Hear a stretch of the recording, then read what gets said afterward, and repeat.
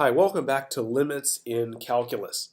In this video, we're going to go over a special type of limit, and that's anything that has a trigonometric function in it. All right, I'm Kevin Tokoph. Make sure to like this video and subscribe to the channel for future videos and notifications. All right, so some of the pretty typical trigonometric functions we have, some of them that are pretty obvious. We have sine of x, that's certainly one of them.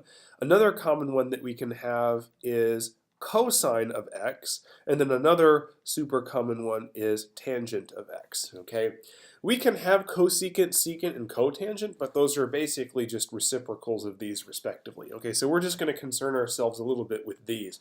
And what I'd like to show you in this video is how to deal with some of the more, I would say, common things you can see in trigonometric limit problems. All right, so the first class of these that we're going to look at is things that relate to sine of x. All right, so this first one, we're going to look at this first. And there's something that's going to be very, very important to be able to recognize. All right, suppose I'm going to evaluate a limit at x equals 0, okay? And by the way, this thing I'm about to show you is only applicable when x is going to 0, or you could say x is equal to 0. One thing that's really important to recognize is anywhere you see sine of x over x. Okay, so sometimes you may see it written like this. Sometimes they'll see the sign, they'll put this little x in parentheses. So it's sine of x, and then the whole thing is just divided by x, okay? So that's something that's really important to recognize. Now, if you express this in limit form, you're going to see something like the limit as x goes to 0 of sine of x over x. We can even throw this parentheses in there if we want. Sine of x divided by x. And in the limit where x goes to 0, this is automatically 1. So one of the things that's really important to be able to do in a limit problem is if you recognize that you have sine of x, if it's divided by x and x is going to 0, this limit is 1. And we need to be able to recognize wherever we have this. All right? So suppose I had this right here. Suppose I had some wacko limit. So x squared times, let's see, x squared times cosine of x times e to the x times sine of x, all divided by 3x, all right? Well, assuming the limit was going to 0, one thing that'd be important to recognize in this is right here I have a sine of x over x. And if this limit was going to 0, then this quantity right there would at least be 1, okay? So it's very important to be able to recognize in a limit where you have sine of x over x. Let's look at an example because that's kind of the best way to do this. So suppose I have a limit as x goes to 0 of 3 sine of x over x. Now you can have all sorts of constant numbers out in front of this, but one thing I'd like to do is show you that this right here is sine of x over x, and the limit is going to 0. So if the limit is going to 0, then essentially this thing that I just circled in green, that's just 1. And then anything else that's here, i.e. like a number out in front of here, I'm just going to multiply that out. So this becomes 3 times 1, or the limit is just 3. Okay, so in other words, I just pulled this 3 right there, and then anywhere I see when the limit is going to 0 of sine of x over x, this just becomes 1. Okay? So hopefully that makes a little bit of sense. Let's look at another one where maybe instead of just a number in the numerator, we have it in the denominator. All right? So let's look at this here. So I have limit as x goes to 0 of sine of x divided by 5x. Now, this number 5 is in the denominator this time, but we can still sort of look at it the same way. Here I have a limit of x going to 0, and I have a sine of x over x. If you're doing this on an exam, it may help to circle the sine of x over x. All right, so maybe I can rewrite this to make it a little easier. As limit as x goes to 0, let me pull this 1/5 out in front since 5 is in the denominator, and then I'm going to have sine of x over x, right? So then what I'm going to do is I'm just going to pull this 1/5 right there. So I'm going to have 1/5 times, and then recall that we have this sine of x over x, and the limit as x goes to 0, what is this thing equal to? That's just equal to 1. So this answer is equal to 1/5, because 1/5 times 1 is 1/5. All right? So anytime you do have a sine of x over x, that's a good indication that you want to check to see if the limit is going to 0, and if it is, then this thing right here in green is just equal to 1, and then anything else just kind of comes along for the ride, like this 1/5, okay? Let's look at a slightly more complicated example, okay? Suppose instead of sine of x over x, we have tangent of x over x, all right? You're going to handle this in a very similar way, except we're going to have to recognize something very important. One of the identities that we have is that if I see tangent of x is equal to sine of x divided by cosine of x. That's just something you more or less have to memorize, but it's always true. Tangent of x equals sine of x over cosine of x. So notice here, I have a tangent of x. Since tangent of x equals sine of x divided by cosine of x, I'm basically allowed to take this right there, and I'm able to substitute it in for tangent of x. So now, remember I have this divided by x here also. So now instead of being tangent of x over x, it's going to be sine of x divided by cosine of x divided by x. Okay? In other words, I essentially just pulled this over x right there to be over x right there, and then tangent of x became sine of x over cosine of x. All right?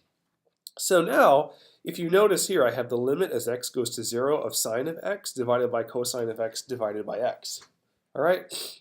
But one of the things I notice is that I also now have a sine of x over x, right? So sine of x, I can rearrange this and essentially put the sine of x directly over the x if that helps. So this is sine of x over x, and now I have a 1 over cosine of x. And hopefully we know by now that as the limit goes to 0, sine of x over x is just equal to 1, right?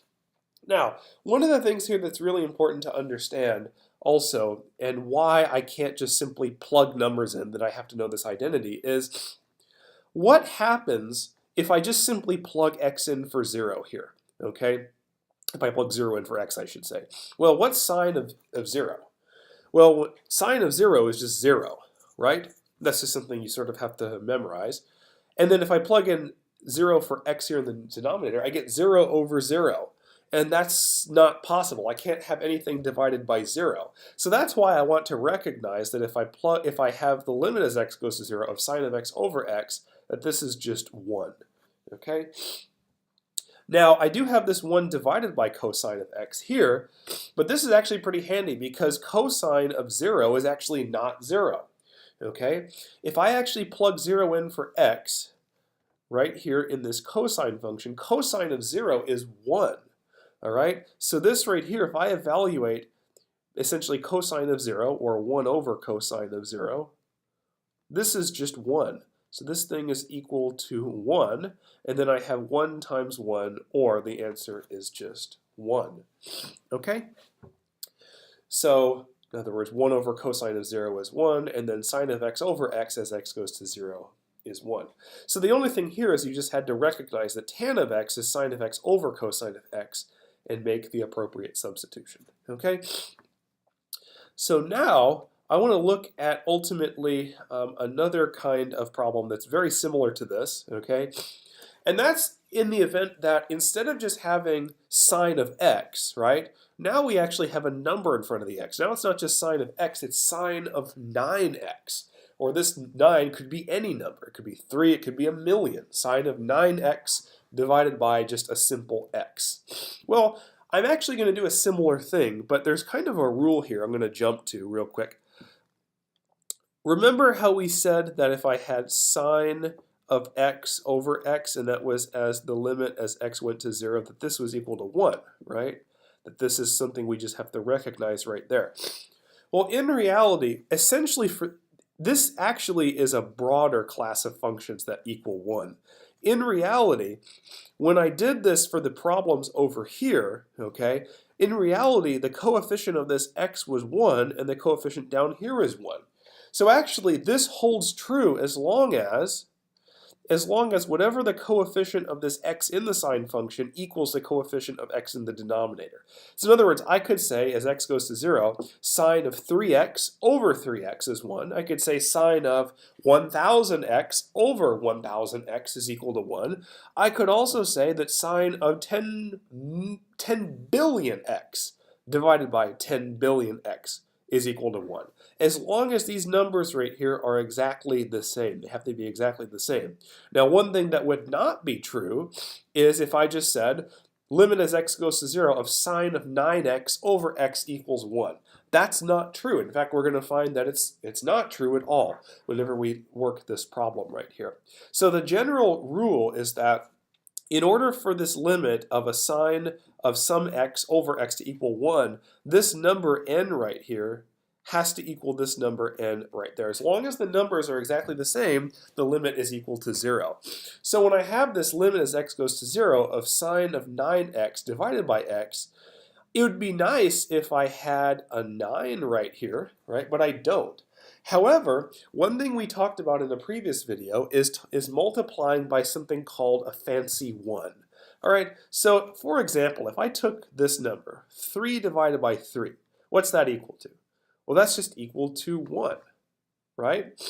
If I took 104 divided by 104, what does that equal to? That's equal to 1. If I took variable t divided by variable t, what is this equal to? It's equal to 1. If I take x squared over x squared, what does that equal to? It's equal to 1. Now, suppose I have a function. Let's say I have y is equal to, I don't know, let's say y is equal to t cubed. Well, if I multiply this by 3 over 3, what is this equal to? Well, then it's just t cubed times 1, right? I didn't change the value of this function because I just multiplied by 1. I just expressed the 1 in some different form like this. So what I'm allowed to do is I'm allowed to multiply by a fancy 1, but I can't change but it won't change the value of the limit. So what I'm going to do here is I'm going to multiply the limit of x goes to 0 of sine of 9x over x by, I'm going to multiply it by 9 over 9, okay? Because what I can do is I can take this 9 right there in the denominator and just pull it in front of here since they're multiplied. And then this 9 up here on the top, let me go ahead and I'll get yellow for this. This 9 up here on the top, I'm just going to pull that out in front here. Okay, you can do that because everything's multiplied. So I'm going to have this yellow 9 times sine of 9x divided by 9x, right? This 9 that I circled in blue is right here, and this 9 that I circled in yellow is out in front. Now, do I have something that satisfies this rule right here? I have 9, but it's times sine of 9x over 9x. And the answer is yes, I do have that. So I recognize that this thing right here, as the limit goes to 0, this thing is just equal to 1. So I have this 9 that I'm going to pull down here. This 9, that's this right there. And then I'm going to have this thing right here. I'm going to multiply times 1. Okay, and then so this whole thing is just equal to 9. Okay, so if you have something in the numerator like sine of 9x or sine of 10x or whatever this number is, you may have to multiply by some like 9 over 9, or if this was sine of 12x over x, you'd multiply by 12 over 12. But the whole thing is you just have to have something in this form. Sine of big N x over big N x, and this thing is equal to 1. Although you could have a constant out in front of here, but that would just change this number. Okay, so hopefully that makes a little bit of sense. Now, there's one other type of problem that we can run into that's sort of common in trigonometric limits, right? And that's when I have a problem like this. So suppose I have this. The limit as x goes to 0, and my limit is 1 minus cosine of x times x. Now, you can have different forms of this. It's just that I tend to have a difference or a sum here. Okay, so I could have 1 minus cosine of x, I could have 1 plus cosine of x, but I have a difference here in the numerator, and a lot of times it is divided by x. Okay? And again, I can't just plug x in, because if I plug 0 in right here, notice, I get divided by 0, and I can't do that. So I'm going to have to manipulate this in some way in order to get rid of the x somehow. Okay, and this is what I'm going to do. All right, so if I have something where it's like a minus b, all right, I can multiply this ultimately times something referred to as its conjugate. So if I have some number a or some function a minus some function b, I can multiply by a plus b, okay? What I get when I do that, and this is just something, you can prove this to yourself by foiling it out, I just take this first thing here and I square it, and then I just take the second number here, b, and square it. So this becomes a squared minus b squared.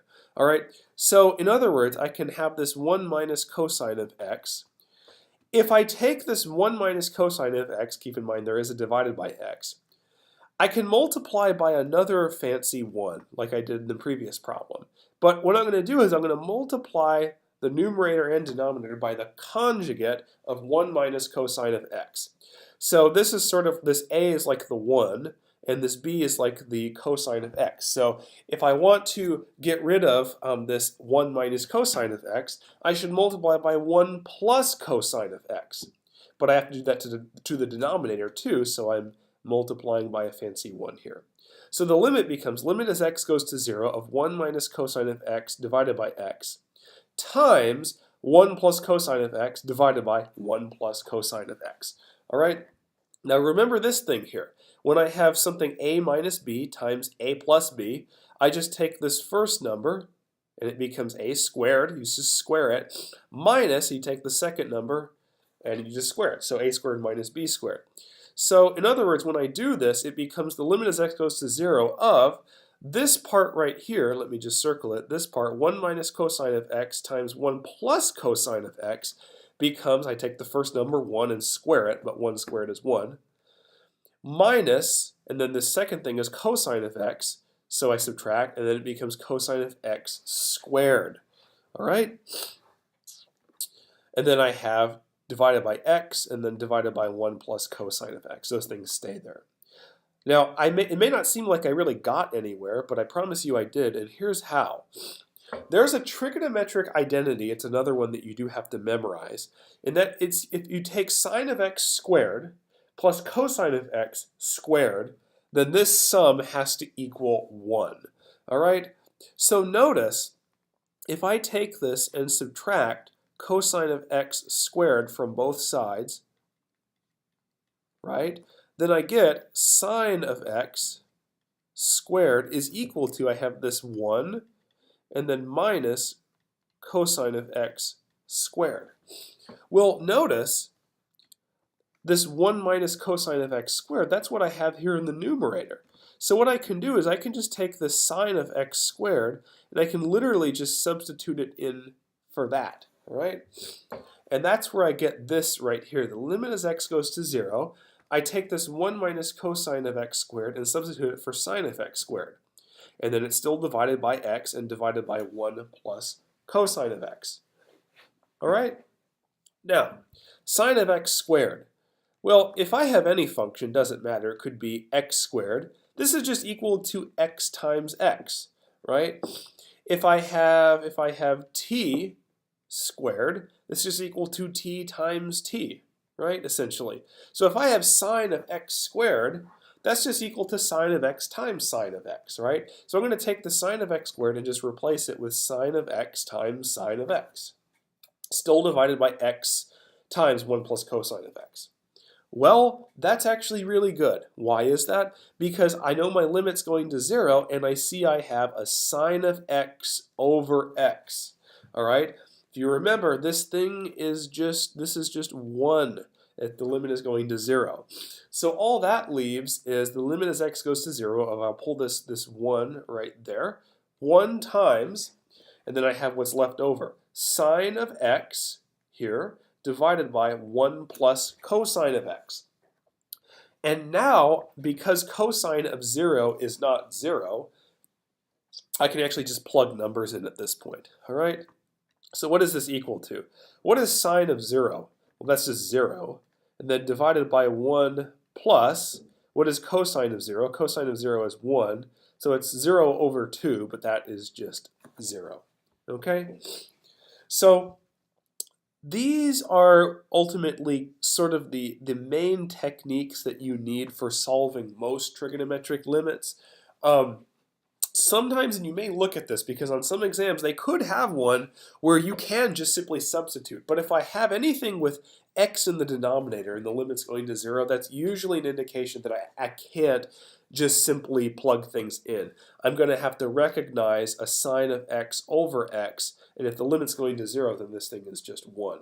So I hope this video gave you a little bit of intuition on how to deal with trigonometric limits. Make sure to like this video, subscribe to the channel for future videos and notifications. Thank you very much.